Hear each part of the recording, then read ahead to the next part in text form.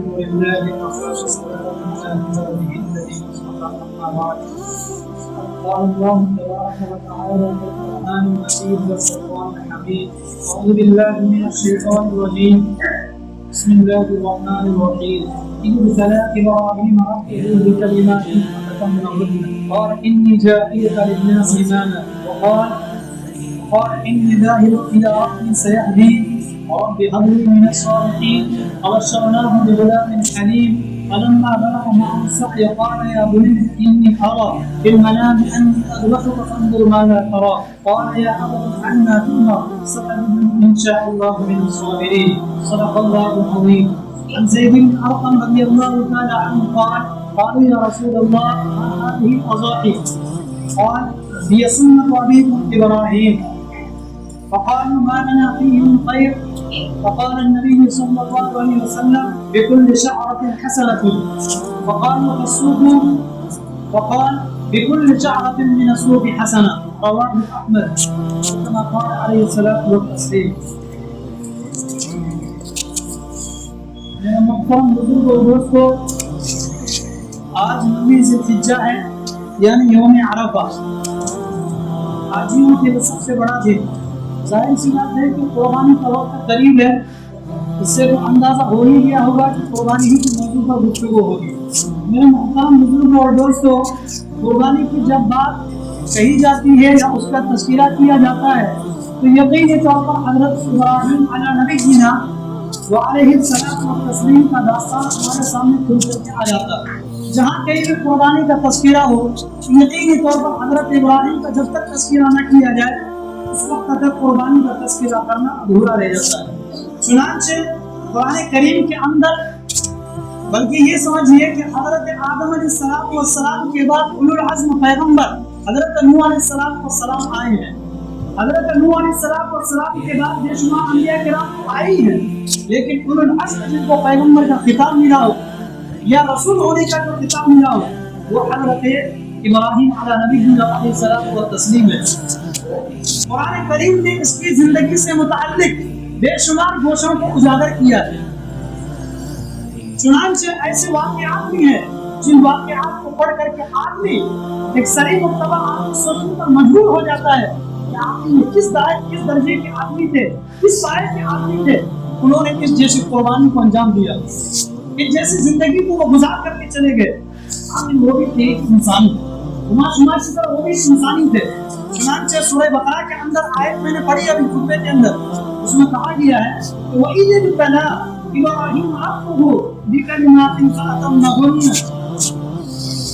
اور جبکہ حضرت ابراہیم علیہ السلام کو ان کے پروردگار نے کئی باتوں کو آزمایا، کئی باتوں میں ان کو آزمایا، کئی واقعات میں ان کو آزمایا، اور حضرت ابراہیم کی طرف سے اس کا ریئیکشن کیا ہوا؟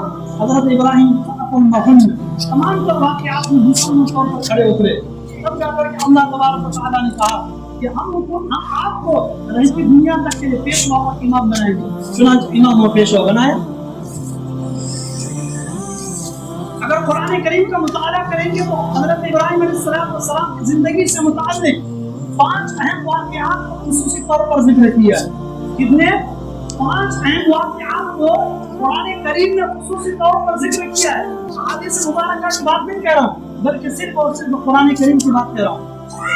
چنانچہ پہلا واقعہ لیجیے کہ حضرت ابراہیم علیہ نبینا علیہ السلام کو جس قوم کی طرف مبعوث کیا گیا تھا وہ 2 طرح کے قوم تھے، اور اسی اعتبار سے 2 واقعہ بن جاتا ہے۔ ایک تو یہ ہے کہ وہ ستاروں کے پرستار تھے، ستاروں کو پوجتے تھے۔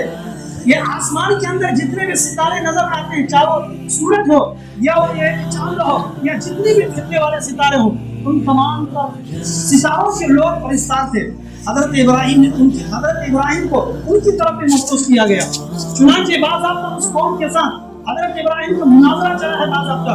سورہ انعام کے اندر 7واں پارے کے اندر بالتفصیل اس واقعے کو بیان کیا گیا، اور آخر میں جو آیت ہے اس واقعے کی بحث مباحثے کے بعد یہ وہی آیت ہے جس کو ہم قربانی کے عین موقع پر جب جانور کو ذبح کرتے ہیں، ذبح کرنے سے پہلے جو ہم دعا پڑھتے ہیں قرآن آیت انی وجہت وجہی للذی فطر السماوات والارض حنیفا وما انا من المشرکین، یہ وہی آیت۔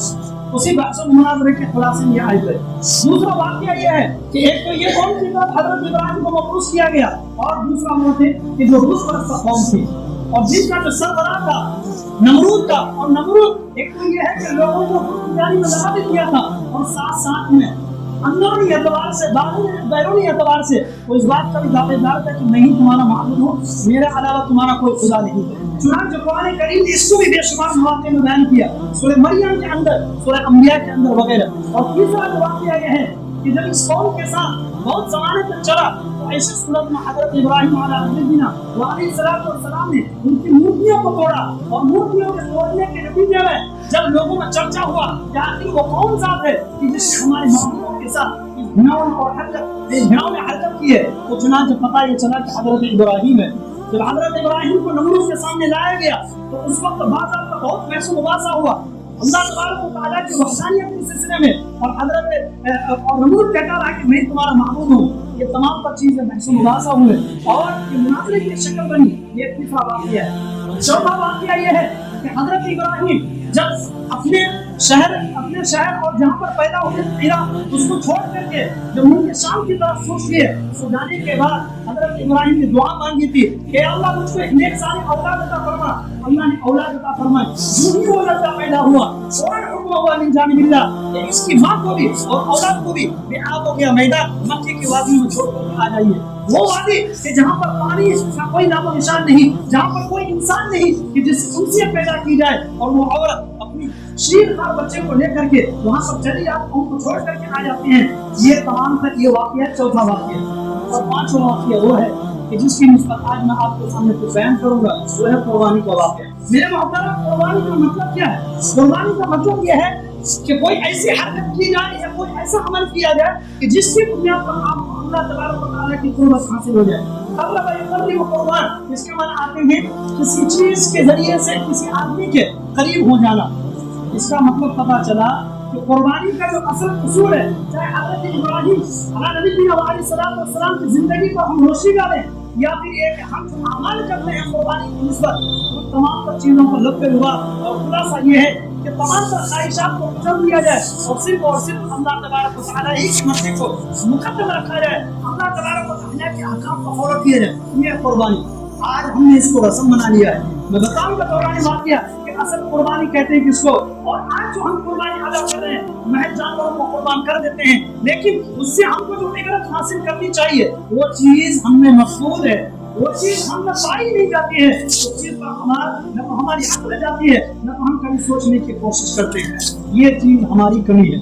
چنانچہ ہے حضرت ابراہیم، حضرت زید بن ارقم رضی اللہ تعالیٰ عنہ کی حدیث ہے، صحابہ کرام نے نبی اکرم صلی اللہ علیہ وسلم سے عرض کیا کہ اللہ کے رسول یہ قربانی عقل ہے کیا چیز؟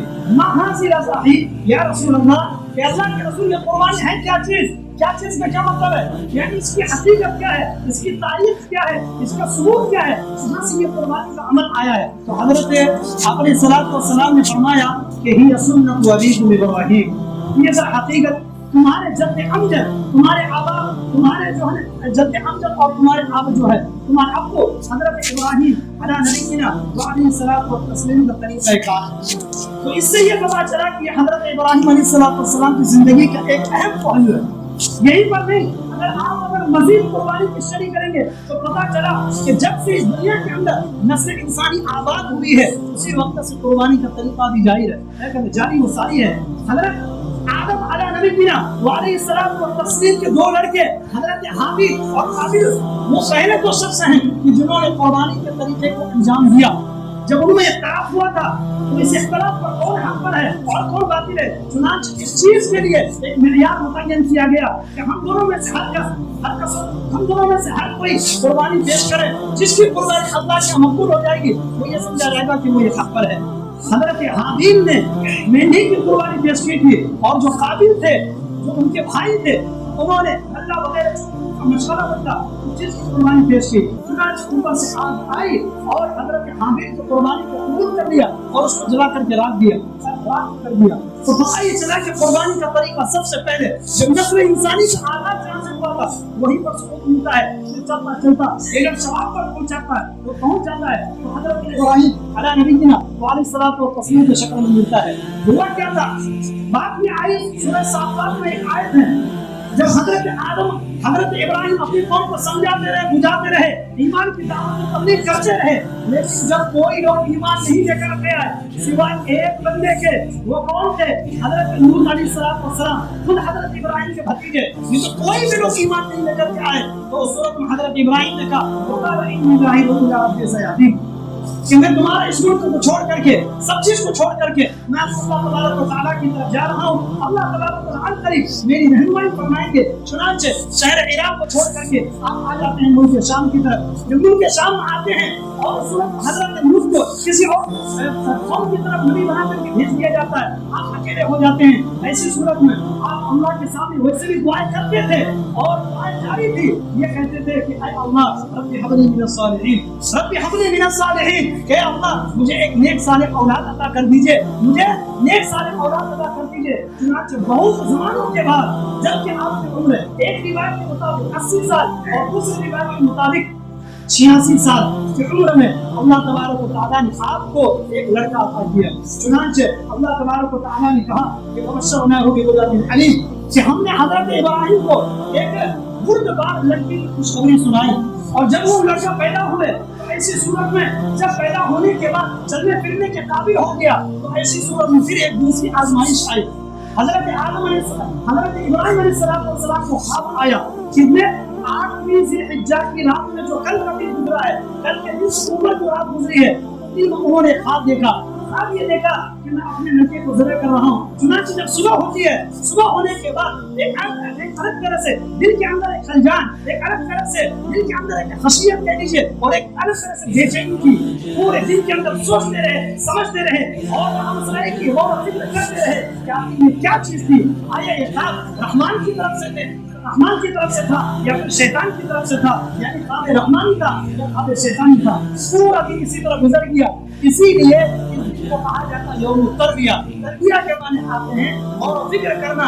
हाजियों के जो अमाल वगैरह सामने आते हैं तो खुसूसन हाजियों के जो अमाल शुरू होते हैं वो यौम तरबिया ऐसे चालू होते हैं, इनको मिला जाना पड़ता है। इस माना करके इस दिन का नाम, जो कल जो दिन गुजर चुका है उसका नाम पड़ा यौम तरबिया। फिर रात आई, रात आने के बाद फिर वही था। चुनांचे जब सुबह हुई तो उनको यकीन हो गया कि नहीं अल्लाह तबारक व तआला की तरफ से पैगाम है, अल्लाह तबारक व तआला फिर मुझसे एक दोबारा इम्तिहान लेना चाहते हैं। चुनांचे इस तरह से वो मुकम्मल कमरबस्त हो गए और इस वजह से उस दिन का नाम, इस दिन का नाम यौम अरफा कहा जाता है। अरफा का माना आते हैं किसी चीज को जानना, पहचानना। क्योंकि हजरत इब्राहिम अला नबीना वालेकुम तस्लीम को इस दिन में इस खास हकीकत और सच्चाई मालूम हुई, जिधर हमने अल्लाह तबारक व तआला उनसे एक अलग तरह से पैगाम, एक अलग तरह से एक इम्तिहान लेना चाहते हैं। और फिर हुआ ये है कि जब ये दिन भी गुजर चुका, फिर जो रात आई, अभी जो रात आने वाली है, फिर उस दिन के अंदर भी फिर एक ख्वाब देखा। अब मुकम्मल और भी यकीन हो गया, दिन के अंदर अपने बेटे को लेकर के चले। लेकिन जब चलने लगे थे तो ऐसी सूरत में हजरत इब्राहिम ने सोचा कि चलो हम बेटे का भी बेटे की लड़ाई मालूम कर लें। हालांकि पता था, एक नबी को मालूम था कि जब अल्लाह की तरफ से कोई हुक्म आ जाए तो ऐसी सूरत में जो काम करने का हुक्म दिया जाए उसको फौरन करना है, चाहे सामने वाले की रज़ामंदी हो या ना हो। यही वजह है कि तमाम अंबिया किराम जब अपनी कौम के सामने दावत तबलीग को बुलंद किया तो ऐसी सूरत में सब लोगों ने इनकार किया, लेकिन किसी भी नबी ने अपनी कौम के इनकार पर ध्यान नहीं दिया, अपनी मिशन को जारी रहे। इसी तरीके पर हजरत इब्राहिम को जो ख्वाब के जरिए से जो पैगाम मिला था, इस पैगाम पर मुकम्मल तौर पर करने के लिए तैयार थे, लेकिन दर हकीकत अपनी बेटी की उस आरज़ू को जानना चाहते थे, अपनी बेटी की तड़प को जानना चाहते थे कि वो राह खुदा में कुर्बान होने के लिए किस तरह तैयार है। चुनांचे जब हजरत इब्राहिम ने अपने बेटे हजरत इस्माइल के सामने जिक्र किया,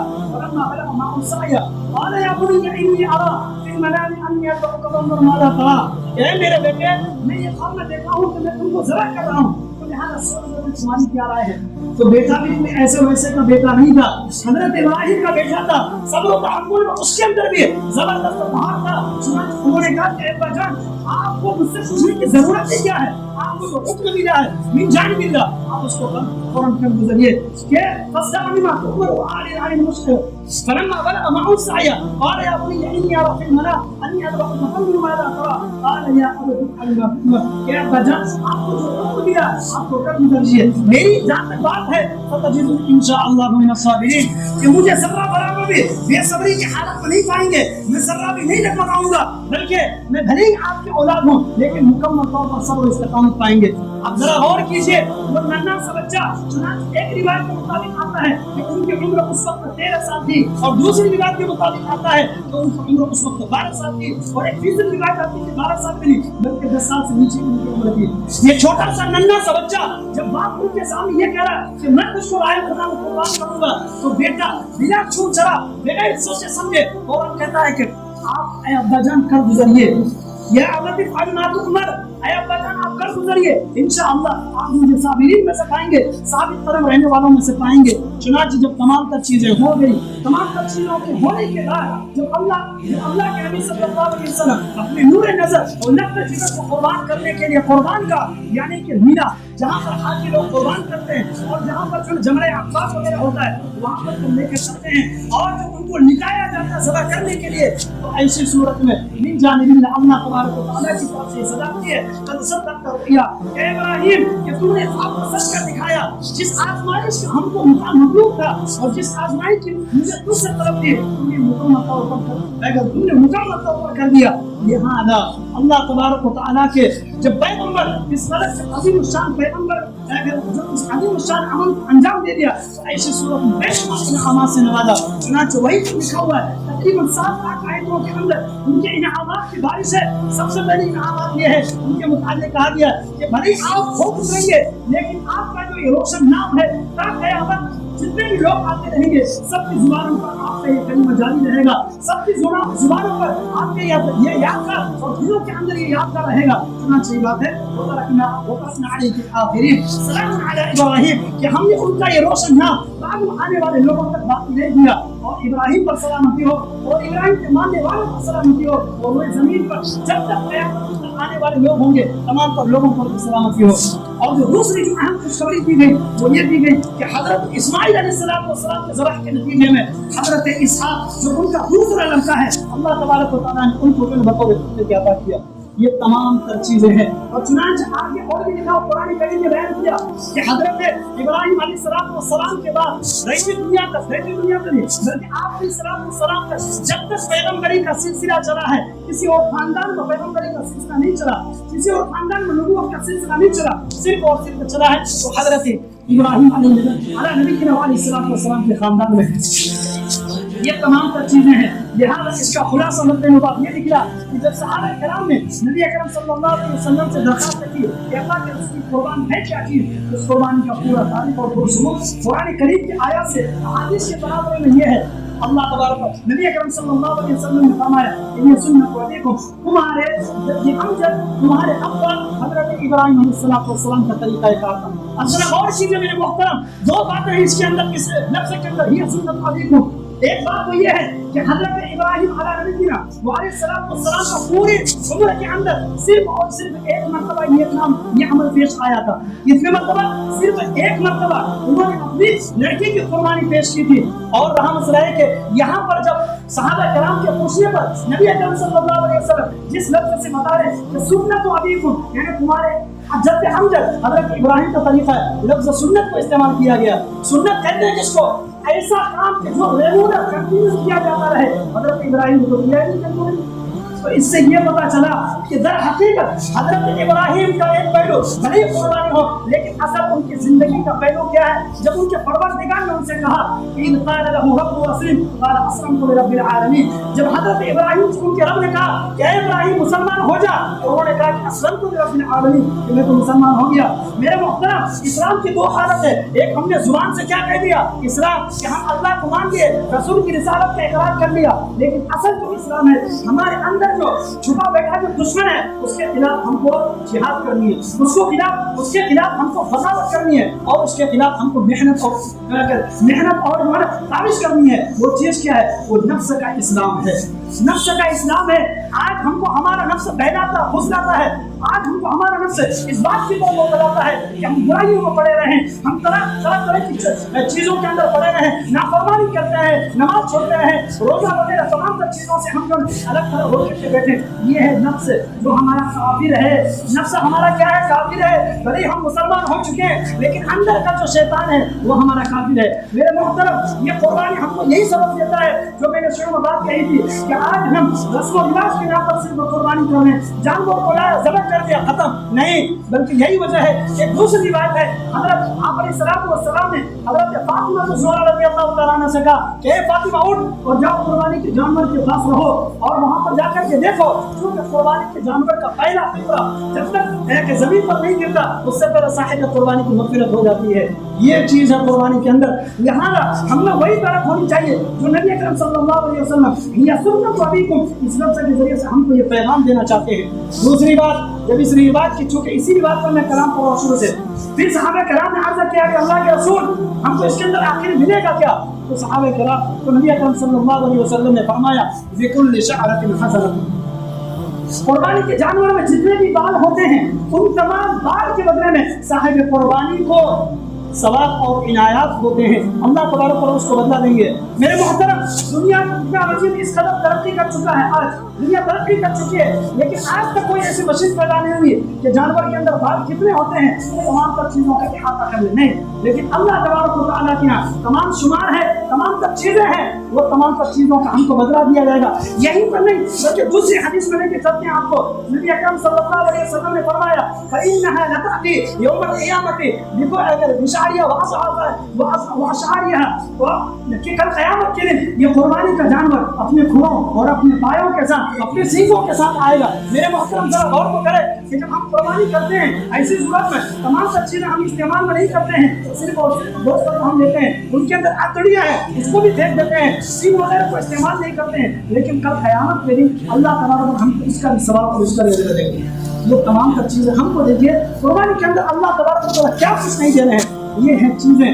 اس کے بعد پھر صحابہ کرام نے سوال کیا کہ اللہ کے رسول بال کی بات تو آ گئی لیکن جس جانور کے اندر اون ہو اس کا کیا ہے؟ تو اللہ کے نبی صلی اللہ علیہ وسلم نے فرمایا چاہے اون ہو چاہے بال ہو، ہر بال کے بدلے میں، ہر اون کے بدلے میں اللہ تبارک و تعالیٰ ثواب اور عنایت عطا فرمائیں گے۔ یہ تمام تر چیزیں ہیں۔ قربانی کو ہم یقینی طور پر محض لفظ قربانی کے نام سے نہیں لیا ہے بلکہ اس سے ہم عبرت حاصل کرنی چاہیے۔ جس طرح سے ایک جانور اللہ تبارک و تعالیٰ کے نام پر قربان ہونے کے لیے آپ کے تابع ہو جاتا ہے، اسی طرح ہم کو بھی اللہ کے تابع ہونا ہے، اللہ کے احکامات سے ہم کو رو لگانا ہے۔ اور آج ہم نے وہی پختہ اسلام کی ضرورت ہے جو پہلے تھا، انشاءاللہ انقلاب آئے گا، زمانہ بدلے گا اور حالات بھی ہمارے موافق ہوں گے۔ یہ تمام تر چیزیں اسی وقت ہوں گی جب ہمیں جان کی بھی اور مال کی بھی اور اپنے نفسانی خواہشات کو قربانی دینی پڑے گی۔